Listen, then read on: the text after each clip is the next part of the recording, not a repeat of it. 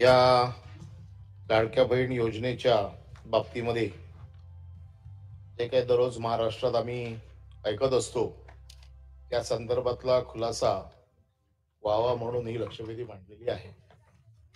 त्या लक्षवेधीच्या माध्यमातून खरं म्हणजे ही लक्षवेधी ज्या लाडक्या बहिणींची मत घेऊन हे सरकार सत्तेत आलं त्या लाडक्या बहिणींना खरोखर या योजनेचा लाभ मिळणार आहे का, त्याच्यातल्या किती बहिणी अपात्र होणार आहेत, अपात्रतेचे निकष जर आता लागवायचे असतील तर हे योजना लागू करताना किंवा ते पहिले जे 2 हप्ते 4 हप्ते जे दिले ते हप्ते देताना लावले गेले नाहीत. या सगळ्यांची कारण मीमांसा करणारी लक्षवेधी आहे. आणि म्हणून माझा स्पेसिफिक प्रश्न आहे की या लक्षवेधीसाठी किंवा या योजनेसाठी सरकारने केलेली तरतूद ही एकूण पात्र सगळ्या ज्या बहिणी आहेत यांचा जो काही खर्च आहे तो आपण केला आणि ते केल्याच्या नंतर आपण अपात्र करायला सुरुवात केलेली आहे. आता हा जो आकडा आलेला आहे की जवळजवळ 2.3 लक्ष महिला या दोन योजनांचा लाभ घेत आहेत. आपण ज्या वेळेला एखादी योजना करतोय आणि त्यांना डीबीटी वरती देतोय, आता ज्या वेळेला डीबीटी वरती देतोय ते एका क्लिक वरती कळतो नाव टाकलं की ही महिला कुठली कुठली योजना घेते म्हणून, दुसरा लाभ घेताच येत नाही. मग त्यांना कशाच्या आधारावरती तुम्ही हे पैसे दिले? म्हणजे थोडक्यात आपण जे आता दुसरा एक आहे 6.5 लाख लाभार्थी नमो शेतकरी तसा मुख्यमंत्री लाडकी या दोन्ही योजनांचा लाभ घेत आहेत. मग हे अशा प्रकारे 2-2 योजनांचा लाभ घेणाऱ्या ज्या काही महिला असतील यांनी सरकारची फसवणूक केली आहे. या फसवणुकीच्या बाबतीत सरकार या 2-2 योजनांचा लाभ घेणाऱ्या महिलांवरती काही कारवाई करणार आहे का, आणि ती कशाच्या आधारावरती करणार? आणि ज्या अधिकाऱ्यांनी अशा प्रकारे 2 योजना घेणाऱ्या महिलांना म्हणजे 2 योजनांचा लाभ घेणाऱ्या महिलांना पैसे दिले म्हणजे सरकारच्या पैशाचा अपव्यय केलेला आहे, अशा अधिकाऱ्यांवरती कारवाई करणार का? आणि तिसरा प्रश्न, आपण जी घोषणा केलेली आहे की 2100 रुपये आम्ही पुढच्या अधिवेशनापासून म्हणजे या मार्चच्या अधिवेशनापासून म्हणजे पुढच्या बजेट पासून आम्ही देऊ, मुख्यमंत्र्यांनीच केलेली आहे. सजल होतं नाही, मुख्यमंत्र्यांची घोषणा आहे की 2100 रुपये आम्ही अर्थसंकल्पाच्या वेळेला देऊ. तुमच्या जाहीर अहो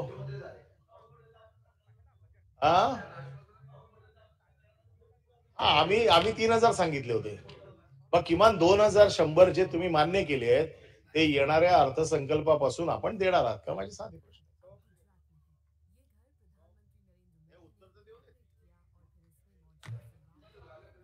सभापती महोदय, सन्मान्य सदस्य महोदयांनी या ठिकाणी विचारल्याप्रमाणे खरं तर एक महायुतीच्या सरकारची सर्वात महत्वाकांक्षी योजना म्हणून आपण ही मुख्यमंत्री माझी लाडकी बहीण ही योजना घोषित केली आणि घोषित केल्यापासूनच साधारणपणे विरोधकांची टीका असेल ही त्याच्यावर होत राहिली, पण महिलांनी आणि लाडक्या बहिणींनी या योजनेला अतिशय उद्दंड असा प्रतिसाद दिला. मी ज्या वेळेला जुलै महिन्यामध्ये याचं रजिस्ट्रेशन सुरू केलं त्यावेळेसपासून आतापर्यंत जवळपास 2,63,00,000 इतके अर्ज हे या ठिकाणी आपल्याला विभागाकडे प्राप्त झाले. वेगवेगळ्या स्तरावर त्या ठिकाणी रजिस्ट्रेशन ऑनलाईन पद्धतीनं करण्यात आलं आणि आपल्या माध्यमातून सभापती महोदय, मी सन्मान्य सदस्य महोदयांनी या ठिकाणी माहिती देऊ इच्छिते की साधारणपणे स्क्रुटिनीची जी प्रक्रिया ही ऑगस्ट महिन्यामध्ये आम्ही सुरू केली, कारण 1 जुलैपासून अर्ज भरण्याची प्रक्रिया ही सुरुवात झाली आणि ऑगस्ट महिन्यामध्ये आम्ही स्क्रुटिनीची सुरुवात त्या ठिकाणी करत असताना संजय गांधी निराधार योजनेचा जो डेटा आहे जो आमच्या विभागाला त्या ठिकाणी संबंधित विभागाकडून प्राप्त झाला त्यानुसार 25 ऑगस्ट रोजी आम्हाला जवळपास 1,97,000 सुमारे इतक्या संजय गांधी निराधार योजनेमध्ये लाभ घेत असणाऱ्या भगिनींचा त्या ठिकाणी डेटा प्राप्त झाला. ही प्रक्रिया जी आहे ही साधारणपणे रजिस्ट्रेशनची सुरू असल्यामुळे त्या टप्प्यात जसे जसे अर्ज होत गेले तशा पद्धतीनं संजय गांधी निराधार योजनेचे किंवा इतर जे काही योजना आहेत याचा जो डेटा आहे तो त्या ठिकाणी प्राप्त होत गेला. जुलै ऑगस्ट महिन्यामध्ये जितके अर्ज प्राप्त झाले त्यानुसार साधारणपणे हे 1,96,000 का 1,97,000 इतका डेटा प्राप्त झाला. तो त्याच वेळेला स्क्रुटिनी मधून आम्ही बाद केला. त्यानंतर सप्टेंबर महिन्यामध्ये जे रजिस्ट्रेशन झालं त्याच्यामध्ये साधारणपणे सप्टेंबर ऑक्टोबर महिन्याचा जवळपास 2,54,000 इतका साधारणपणे संजय गांधी निराधार योजनेचा आम्हाला डेटा प्राप्त झाला. त्याच वेळेला तत्कालीन तशी आम्ही त्या पद्धतीनं कारवाई करत गेलो. मधल्या कालावधीमध्ये नोव्हेंबर असेल, ऑक्टोबर असेल, नोव्हेंबर असेल, डिसेंबर असेल, या कालावधीमध्ये आचारसंहिता होती आणि त्या आचारसंहितेच्या कालावधीमध्ये स्क्रुटिनीची जी प्रक्रिया आहे ही संपूर्णपणाने त्या ठिकाणी बंद होती. या व्यतिरिक्त सुद्धा प्रत्येक जी स्कीम असते ही स्टँड अलोन स्कीम असते आणि त्यामुळे त्याचा जो डेटा आहे तो आम्ही इतर विभागाकडून मागत असतो. त्याचा डेटा काही आम्ही ऍक्सेस परस्पर करत नसतो. ही कुठली योजना आपण संजय गांधी निराधार घेतलीत किंवा अन्न व नागरी पुरवठ्याची असणारी जी काही आनंदाचा शिधा असेल किंवा इतर जे योजना असतील ह्या सुद्धा इतर विभागाकडून त्याचा जो डेटा आहे हा प्राप्त करून घेत असतात. आपण त्याच्या डेटाचा ऍक्सेस काही परस्पर कुठलाही विभाग एकमेकाच्या डेटाचा ऍक्सेस काही करत नसतं. त्यामुळे जसा जसा डेटा प्राप्त होत गेला त्या पद्धतीनं या ठिकाणी आपण जी संबंधित आहे ती कारवाई करत गेलो. मला आपल्या सभापती महोदय आपल्या माध्यमातून सभागृहातील सदस्यांना सुद्धा या संदर्भातली माहिती द्यायची आहे की लाडक्या बहिणीचा जो GR आपण जुलै महिन्यामध्ये आणि ऑगस्ट महिन्यामध्ये जो काही शासन निर्णय आपण निर्गमित केला त्यात एकाही निकषामध्ये आम्ही आत्ताही निवडणूक झाल्यानंतरही बदल केलेले नाहीत. एकही निकषामध्ये आपण बदल केलेले नाहीत. या निकषाला अनुसरूनच आपण जी काही आहे ती प्रक्रिया आणि कारवाई ही करत गेलेलो आहोत. या व्यतिरिक्त जे काही जिल्हा स्तरावरून स्थानिक प्रशासनावरून जशा जशा तक्रारी प्राप्त होत गेल्या त्या तक्रारींच्या बद्दलची जी काही कारवाई आहे ती योग्य पद्धतीने आपण करण्यात आली. आपल्याला RTO विभागाकडून परिवहन विभाग जो आहे यांच्याकडून सुद्धा आपल्याला त्यांच्याकडे असणारा जो डेटा आहे तो सुद्धा आपल्याला जसा जसा प्राप्त होत गेला त्या पद्धतीनं आपण त्याच्यामध्ये लाभार्थ्यांची जी संख्या आहे ज्या पात्र ठरतात त्यानुसार करत गेलो. मला आपल्याला सभागृहातील सदस्यांना आपल्या माध्यमातून सभापती महोदय आणखीन एक माहिती द्यायची आहे. ज्या वेळेला जुलै महिन्यामध्ये या योजनेचं रजिस्ट्रेशन सुरू झालं त्यावेळेला सुमारे 50 लक्ष महिला अशा होत्या ज्यांचं अकाउंट आधार सीडेड नव्हतं, बँकचं अकाउंट, आणि कुठलंही योजनेचा लाभ देत असताना आधार सीडिंग ही याही योजनेच्या आपल्या निकषामध्ये आपण त्या ठिकाणी ठेवलेली होती. आणि ज्या वेळेला आपण ही योजना घोषित केली त्यावेळेला जवळपास 50 लक्ष महिलांच्या अकाउंट आधार सीडिंग करून घेण्याचं प्रक्रिया सुद्धा ही आपल्याला करून घ्यायची होती.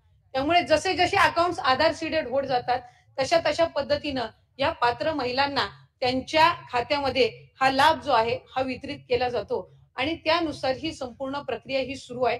जशी जशी आम्हाला संबंधित विभागाकडून माहिती येते त्यानुसार आपण करत जातो. दुसरी महत्वपूर्ण गोष्ट, ही जी योजना आहे ही 21 ते 65 या वयोगटातील महिलांना आहे. म्हणजे दर महिन्याला जसं 65 वयोगट उलटून ज्या महिला त्या ठिकाणी तो वयोगट पार करतील त्या योजनेच्या निकषातून बाहेर पडणार आहेत. त्याच्यामुळे ती संख्या सुद्धा ही दर महिन्याला अपडेट होत जाणार आहे आणि त्यानुसार जी लाभार्थ्यांची संख्या आहे याच्यामध्ये बदल होणार आहे. दरवेळेला सुमारे नाही म्हटलं तरी आता 1,20,000 इतक्या ज्या महिला आहेत ह्या 65 वयोगटाच्या पुढे गेलेल्या आहेत. त्यामुळे त्या ह्या योजनेमध्ये आता पात्र ठरत नाहीयेत. काही अशा स्त्रिया सुद्धा आहेत जे विवाह होऊन इतर राज्यामध्ये त्या ठिकाणी जात असतात, स्थलांतरित होत असतात. त्यामुळे ही जी प्रक्रिया आहे ही ऑनगोईंग आहे आणि मला आपल्या सभापती महोदय माध्यमातून सन्मान्य सर्व सदस्यांनी या ठिकाणी सांगायचंय की आज जवळपास 2.5 कोटी इतक्या महिलांपर्यंत या योजनेचा लाभ आपण पोचवत असताना दरवेळेला त्या महिलांना आपण अशा पद्धतीनं त्यांच्या खात्यावर ज्या वेळेला हा निधी आम्ही सन्मान निधी जमा करत असतो त्यावेळेला महायुतीच्या सरकारचं त्या योजनेचं या सबंध माता भगिनी लाडक्या बहिणी अभिनंदनच करत असतात. त्यांच्या आयुष्यामध्ये आलेला हा सकारात्मक बदल हा त्यांना जाणवत गेला आणि त्याचे पडसाद कुठे ना कुठेतरी आपल्याला त्या ठिकाणी निवडणुकीच्या कालावधीमध्ये पाहायला मिळाले असतील. 2100च्या संदर्भातलं आपण त्या निमित्ताने उल्लेख केला. राज्याचे मुख्यमंत्री देवेंद्रजी फडणवीस साहेबांनी येत्या अधिवेशनाच्या कालावधीमध्ये किंवा अर्थसंकल्पामध्ये आपण 2100 घोषित करू अशा पद्धतीचं कुठेही त्या ठिकाणी वक्तव्य हे केलेलं नाही. राज्याची संबंध एखादी योजना ज्या वेळेला आपण जाहीर करत असतो त्यावेळेला ती योजना जाहीर करत असताना इतर 100% देणार ना. जाहीरनामा जाहीरनामा जाहीरनामा हा 5 वर्षासाठी असतो. या अर्थसंकल्पामध्ये 2100 करणार अशा पद्धतीचं वक्तव्य हे कुठेही केलेलं नाही. 5 वर्षासाठी हा जाहीरनामा जाहीर केला जातो आणि योग्य पद्धतीनं त्या संदर्भातलाही प्रस्ताव विभाग म्हणून ज्या वेळेला शासन असेल, मुख्यमंत्री महोदय, दोन्ही उपमुख्यमंत्री महोदय, मंत्रिमंडळ ज्या वेळेला त्या संदर्भातलं सूचित करेल, निर्णय करेल, त्यावेळेला विभाग म्हणून आम्ही तशा पद्धतीचा प्रस्ताव जो आहे हा शासनासमोर ठेवण्यात येईल. बंडी पाटील महोदयांनी अत्यंत विस्तारानं उत्तर दिलेलं आहे. परंतु आज महाराष्ट्रातल्या तमाम भगिनींच्या पुढे एक प्रश्न निर्माण झालाय की ज्यावेळी योजना चालू केली त्यावेळी सभापतीमध्ये 10 GR काढलेत. राज्य शासनानं 10 GR काढले. म्हणजे योजना चालू करताना राजकीय हेतू ठेवून चालू केले हे आता सर्वश्रुत सत्य आहे, ते सगळ्यांना माहित आहे. कारण की जर एखादी गोष्ट ज्यावेळी शासनातून होते ते तुमच्याकडे देतो गिरीजी. नाही म्हणजे विचारपूर्वक योजना करताना विचारपूर्वक कुठला या ठिकाणी निर्णय झाला नाही. फक्त राजकीय हेतू ठेवून या ठिकाणी निर्णय घेण्यात आला. लोकसभेत जो फटका बसला, आशिषजी, लोकसभेत जो फटका बसला त्याचा उतारा म्हणून योजना काढली, बहिणींच्यावर प्रेम म्हणून योजना काढली नव्हती, हे सिद्ध झाले आहे. हे जे निकष जे काय आज मंत्री महोदय सांगतात ते निकष पहिल्यापासून होते. त्या निकषाची जबाबदारी जिल्हाधिकाऱ्यांच्यावर होती. मग ज्यांना अपात्र आज करताय त्यांची फसवणूक का करताय? ज्यांना तुम्ही आज अपात्र करताय त्यांची फसवणूक का करताय? जिल्हाधिकाऱ्यांच्या अध्यक्षखाली कमिटी होती. तुम्ही GR काढला, एक अशासकीय सदस्याचा अध्यक्ष तुम्ही केला. कायद्यानं त्याला अधिकार दिले हे मान्यता देण्यासाठी. खाली तुम्ही लिहिलं स्थानिक ग्रामसेवक, स्थानिक अधिकाऱ्यांचा सर्ट घ्या. मग याची पडताळणी झाली होती का नव्हती? झाली असेल तर मग आमचं म्हणणं आहे त्यांना अपात्र करू नका. त्यावेळी तुम्ही पात्र केलं सा, त्यावेळी तुम्हाला लाडकी बहीण वाटली. आता सावत्र झाली का निकाल लागल्यावर? आता सावत्र झाली का तुम्हाला निकाल लागल्यावर? त्यावेळी तुम्हाला लाडकी बहीण लागली, लाडकी बहीण दिसली. तुम्ही पुढच्या 2 महिन्याचं अनुदान या ठिकाणी दिलं. या राज्यामध्ये मतासाठी या राज्यामध्ये अशी एकही योजना नाही गिरीश महाजनजी की पुढच्या महिन्याचे पैसे आम्ही आधी देतोय. अशी या राज्यात कुठली योजना नाही आहे. तुम्ही एक योजना सांगा, तुम्ही एक गतिमान असू दे, पुढच्या 6 महिन्याचे द्या. तुमच्यात ताकद आहे ना. आमचं जाहीर आव्हान आहे, एवढी बहीण लाडकी वाटत असेल तर 2025चं वर्षाचं अनुदान तुम्ही त्यांना द्या. या 1 वर्षाचं अनुदान या ठिकाणी द्या. भाऊबीजेला तुम्हाला लाडकी बहीण या ठिकाणी आठवली, 2 महिन्याचं अनुदान तुम्ही दिलं. ताबडतोब निकाल लागल्यावर हे अनुदान थांबवायचं काम या ठिकाणी केलं. 2100 रुपयाची तारीख या ठिकाणी सभापती महोदय सांगितली जात नाही. आमचा स्पेसिफिक मुद्दा आहे. ज्यांना तुम्ही अपात्र केलं, जिल्हाधिकाऱ्यांच्या कमिटीनं हे पात्र केलेले हे सगळे आहेत, त्यांना परत पात्र या ठिकाणी करणार आहात का? निकषात बदल करून या ठिकाणी तुम्ही भूमिका घेणार आहात का? डाटा तुमच्याकडे उपलब्ध होता, KYC झालेला डाटा तुमच्याकडे वेगवेगळ्या डिपार्टमेंटचा आहे, त्याचा उपयोग तुम्ही त्या ठिकाणी का केला नाही? आणि त्यावेळी लाडकी असणारी बहीण आता का सावत्र वाटायला लागल्या असा प्रश्न. आणि पुढच्या वर्षभराचे गिरीश महाजनजी म्हणले तसं वर्षभराचे 1500 किंवा 2100 रुपये ऍडव्हान्स दिले तर तुमचा जाहीर कोल्हापूरमध्ये मी सत्कार करतो. सभापती महोदय, मुख्यमंत्री माझी लाडकी बहीण ही योजना ही जाहीर केल्यापासूनच कुठं ना कुठं तरी विरोधकांकडून त्याच्यावर टीका होत होती. मंत्री महोदय, महाजन साहेब खाली बसा. महाजन साहेब, अहो महाजन साहेब, त्यांना तसे निर्देश देतो मी. तुम्ही आपण खाली बसा.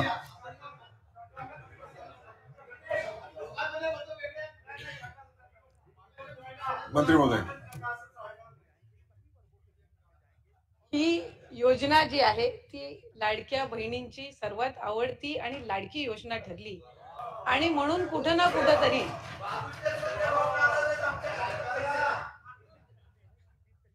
आणि त्यामुळे ज्या वेळेला अशा पद्धतीची योजना घोषित होते त्यावेळेला जवळपास 2.5 कोटीपेक्षा जास्ती महिला या आपण लाभार्थी म्हणून या योजनेसाठी येतील, हे रजिस्ट्रेशन होईल ही साधारणपणे सुमारे ही विभागाकडे त्या ठिकाणी प्राप्त होती. सन्मान्य सदस्य महोदयांनी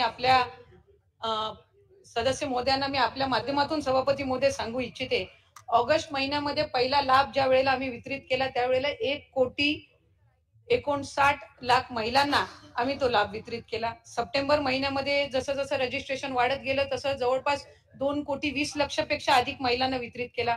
ऑक्टोबर महिन्यामध्ये 2,33,00,000 इतक्या महिलांना आपण लाभ वितरित केला आणि नोव्हेंबर मध्ये निवडणुका झाल्यानंतर डिसेंबर महिन्यामध्ये 2,45,00,000 महिलांना आपण लाभ वितरित केला. म्हणजे आपण कुठेही संख्या ही त्या ठिकाणी कमी केलेली नाही आणि फेब्रुवारी महिन्याचा आणि मार्च महिन्याचा एकत्रितपणाने लाभ आपण 8 मार्च रोजी ज्या वेळेला वितरित करणार आहोत त्यावेळेला 2,52,00,000 महिलांना आम्ही या ठिकाणी या योजनेचा लाभ जो आहे तो डीबीटीच्या माध्यमातून पोहोचवण्याचा जो प्रयत्न आहे तो यशस्वी त्या ठिकाणी करणार आहोत. त्यामुळे कुठेही आम्ही लाडक्या बहिणींना त्या ठिकाणी इथे त्यांच्यासोबत दुजाभाव किंवा निवडणुकीच्या आधी एक धोरण आणि निवडणुकीच्या नंतर दुसरं अशा पद्धतीचं कुठेही आम्ही दुजाभाव त्या ठिकाणी करत नाही आहोत. खरं तर वास्तविक पाहता महिलांसाठी पहिल्यांदाच त्यांना आर्थिकरित्या सक्षम करणारी ही योजना महायुतीच्या सरकारने आणली आणि कुठे ना कुठेतरी महिलांच्या आयुष्यामध्ये तो आनंद त्या ठिकाणी आणण्याचा प्रयत्न केला.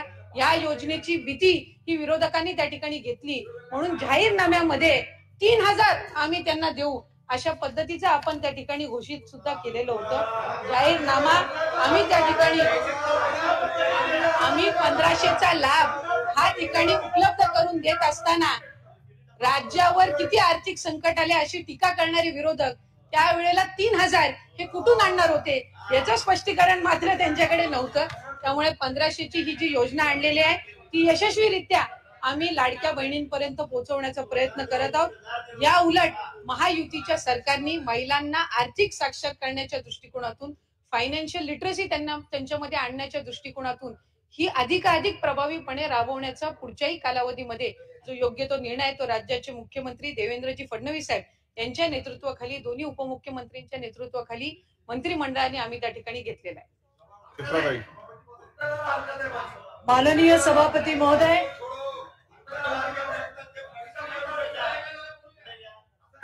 माननीय सभापती महोदय, त्यांचं झालं बोला, तुमच्या ह्याच्यात बोला. राज्याचे काय हरकत काय? माननीय सभापती महोदय, उत्तराला हरकत घेतली ताई. माझं उत्तराला हरकत होऊन द्या. मी उत्तराला हरकत घेतलेली आहे. आपले उत्तराला हरकत काय आहे? मी एकच माननीय मंत्री महोदयांनी उत्तर दिल्याच्या नंतर त्यात हरकत घेण्याचा प्रश्न आहे, परंतु तुमच्या हरकत काय हे कळली तरच आपल्याला ते रेकॉर्ड घेता येईल. सभापती महोदय, मंत्री महोदयाने आकडेवारी जाहीर केली. या महिन्यात इतके, या महिन्यात इतके, या महिन्यात इतके. माझा असा प्रश्न होता, तुम्ही आकडेवारी वाढती दाखवताय, मग तुम्ही त्या ठिकाणी कमी कशी काय केलेली आहे? कारवाई करताना इतके 2 लाख, 5 लाख, 10 लाख, 50 लाख आता कमी होणार, 2 कोटी कमी होणार, हे जे दाखवताय, मग तुमच्या उत्तरात आणि ह्या उत्तरामध्ये फरक आहे का? मंत्री महोदय उत्तर बरोबर दिलं. नाही, मला बोलू दे ना. वयाचं 65 वर्षापेक्षा जास्त होईल. मुद्दा हरकतीचा मुद्दा सांगा. एक मिनिट. मंत्री महोदयाने, हा भावनेचा विषय आहे. आमच्या लाडक्या बहिणी ज्या वेळा उत्तर देत आहेत तेव्हा त्यांनी बहिणीसारखं बोलावं, माझं असं म्हणणं आहे. माझं मत आहे शशिकांत शिंदे साहेब, आपण जे बोलताय त्याच्यात हरकत कुठेही दिसत नाही. चित्राताई बोला आपण. तयारी ठेवा. तुम्ही चित्राताई बोला आपण. सभापती महोदय, चित्राताई वाघ आपल्याला परमिशन दिली, आपण बोला. सरकारमध्ये माने साहेब, आपण मंत्री महोदय खाली बसा. महायुतीच्या सरकारमध्ये अतिशय महत्वाचा असा संरक्षण बसा. माननीय सभापती महोदय, महायुती सरकारची ही अतिशय महत्वपूर्ण अशी योजना होती. गेले कित्येक वर्ष महिला सक्षमीकरण आणि सशक्तीकरणाच्या फक्त बाता झाल्या, परंतु खऱ्या अर्थाने महिलांच्या हातामध्ये पैसे देण्याचं काम त्यांना आर्थिक सक्षम करायचं काम हे देवेंद्रजींच्या सरकारने, महायुतीच्या सरकारने केलंय. त्यांचं मी मनपूर्वक अभिनंदन करते. ज्यांनी आता या ठिकाणी प्रश्न उपस्थित केले, मला त्यांनाही सांगायचं आहे, मला हेही सांगायचंय की जे प्रश्न विचारा. हो, प्रश्न विचारते. महिलांना आर्थिक सक्षम करण्यामध्ये शिंदे साहेबांनी, तत्कालीन मुख्यमंत्री असलेले, त्यांनी जो हा निर्णय घेतला तो महिलांच्या फायद्याचा होता. आज संपूर्ण राज्यामध्ये त्या ठिकाणी महिला छोटे मोठे उद्योग करून स्वतःच्या पायावरती उभ्या राहतात. ही योजना आल्यापासनं विरोधकांच्या डोळ्यात खुपत होती. ज्यांनी आता इथे आपली मतं मांडली त्यांची माणसं कोर्टात गेली होती की ही योजना बंद करा. पण पुन्हा एकदा मी सरकारचं अभिनंदन करीन की त्यांनी आमच्या तिन्ही भावांनी मिळून पूर्णपणे लाडक्या बहिणींसाठी ते लढले आणि आज ती योजना चालू आहे. मला सन्माननीय महिला बाल विकास मंत्र्यांना यामध्ये एक निवेदन करायचं, एक प्रश्न आहे माझा की यामध्ये लाडक्या बहिणींना लाभ मिळत असताना काही बंधूंनी, काही भावांनी महिलांच्या नावाने अर्ज भरले, खोटे पैसे लाटले, त्यांची नावं किंवा हे आकडा किती आहे या आकड्याची माहिती कृपया महिला बाल विकास मंत्री आहेत त्यांनी त्या ठिकाणी सांगावी. याच्या पुढेही माझा पुढचा उपप्रश्न आहे की ही छाननी पुढे चालू राहणार आहे का, आणि त्यामध्ये सुद्धा असे किती बोगस प्रकरणं आलेली आहेत त्याची सुद्धा माहिती ही सभागृहाला द्यावी आणि त्याच्यावरती कठोर कारवाई करावी, हा माझा प्रश्न आहे. धन्यवाद. मंत्री महोदय तटकरे ताई, सभापती महोदय, जुलै महिन्यापासून जेव्हापासून रजिस्ट्रेशन सुरू केलं, ऑगस्ट महिन्यापासून आम्ही त्याची छाननी सुरुवात केली. त्यामुळे ऑगस्ट महिन्यापासून ज्या ज्या वेळेला स्थानिक प्रशासन असेल किंवा विभागाला जे काही अशा पद्धतीचे योजनेचा दुरुपयोग आणि वेगवेगळ्या अकाउंट्स मधून, त्या ठिकाणी फेक अकाउंट्स मधून फ्रॉड करून जे काही रजिस्ट्रेशन आहे तर त्या संदर्भातले काही तक्रारी प्राप्त झाल्या आणि त्यानुसार त्या वेळेला त्या संदर्भातली चौकशी आणि योग्य ती कारवाई करण्यात आलेली आहे. पण त्या संदर्भातली एक्झॅक्ट आकडेवारी मी निश्चितपणाने सभापती महोदय आपल्या परवानगीने पटलावर सन्मान्य सदस्य महोदयांच्या माहितीसाठी ठेवण्यात येईल.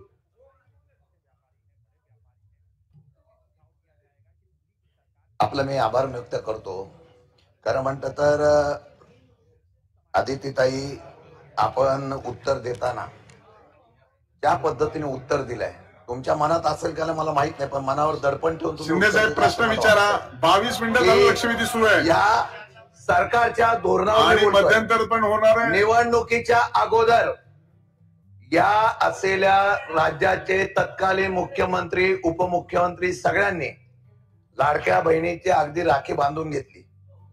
माझी प्रश्न साधा आहे, त्यावेळेला तुम्ही सांगितलं होतं की सर्वांना सरसकट जेवढे लोक अर्ज करतील, जेवढ्या महिला भगिनी, त्या सगळ्यांना त्या ठिकाणी लाभ मिळेल म्हणून.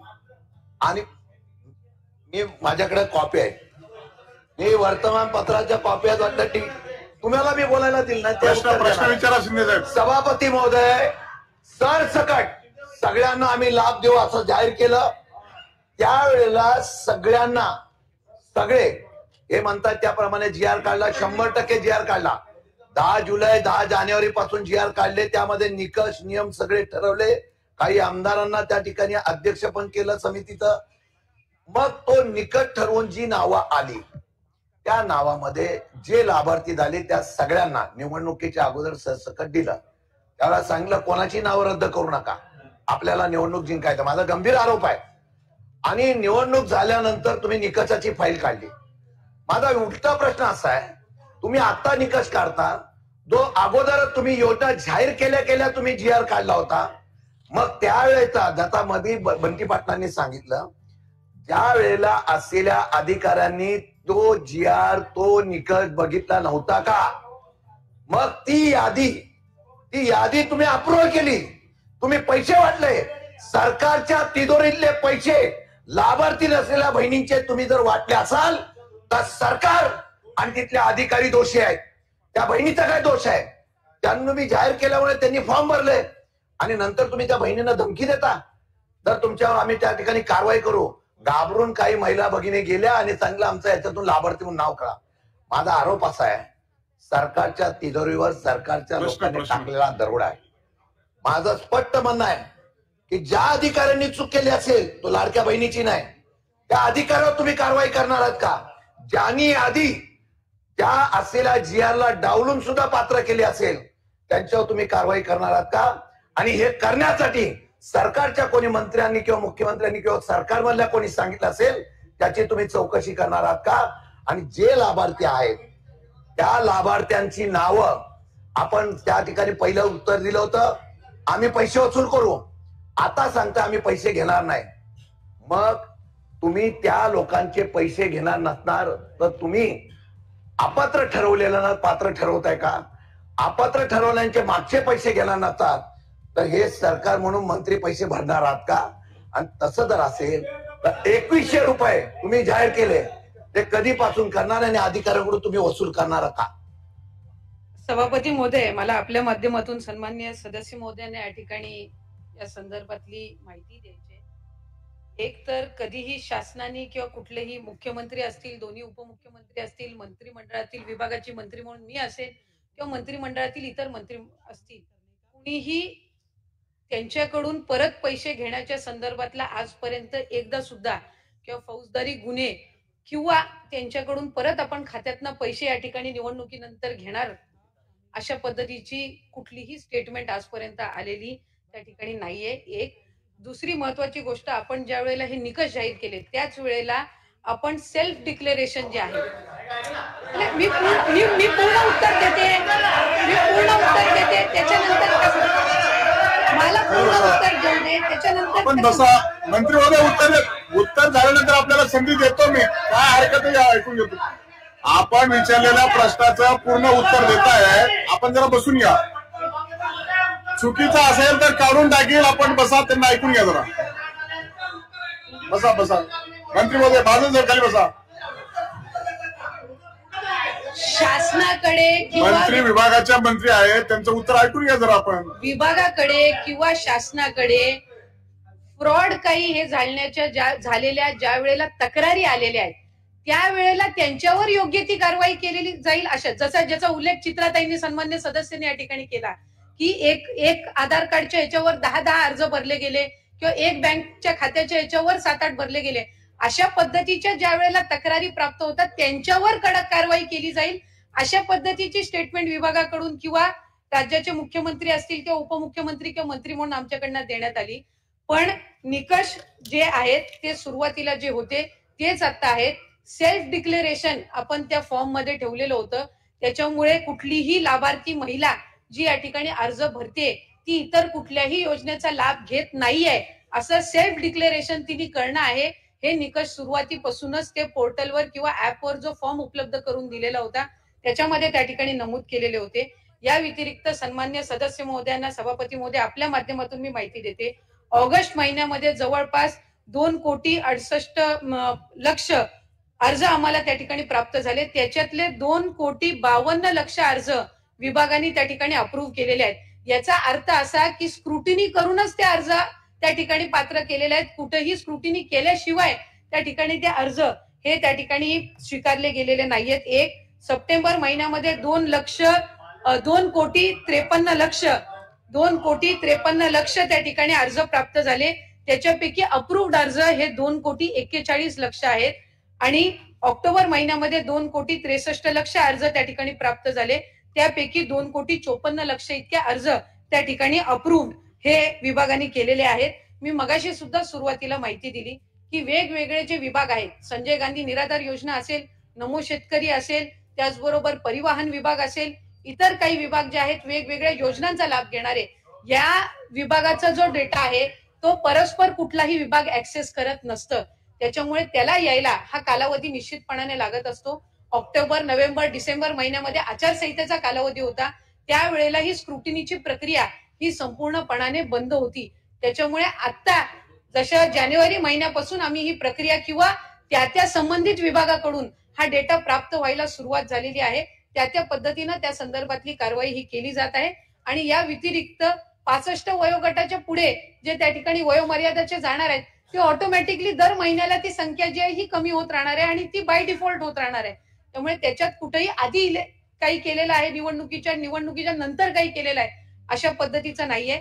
जी आकडेवारी आपण म्हणताय की 50 लाख कमी होणार आहेत, 40 लाख कमी होणार आहेत, या वर्तमानपत्रातल्या बातम्या आहेत.